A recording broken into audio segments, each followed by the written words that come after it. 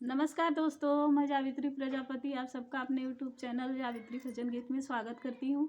आज मैं आप सबके लिए बहुत ही सुंदर लाचारी गीत लेके आई हूँ। अगर मेरा वीडियो अच्छा लगे तो मेरे वीडियो को लाइक, शेयर और सब्सक्राइब करना ना भूलें।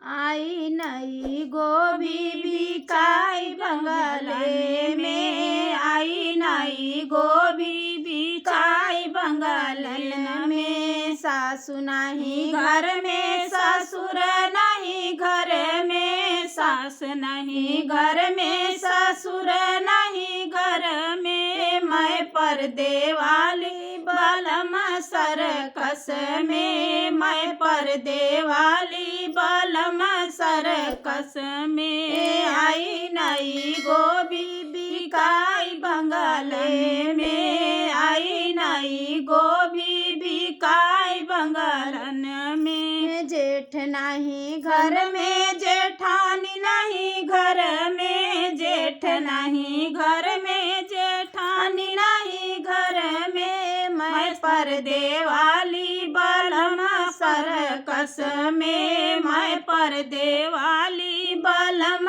सरकस में। आई नई गोभी बिकाई बंगले में, आई नई गोभी बिकाई बंगले में। देवर नहीं घर में, देवरानी नहीं घर में, देवर नहीं घर में, देवरानी नहीं घर में। मैं पर्दे वाली बलम सरकस में, मैं पर्दे वाली बलम सरकस में। आई नई गोभी बिकाई बंगले में, आई नई गोभी बिकाई बंगले में। नंदोई नहीं घर में, ननद नहीं घर में, नंदोई नहीं घर में, ननद नहीं घर में। मैं पर्दे वाली बलम सरकस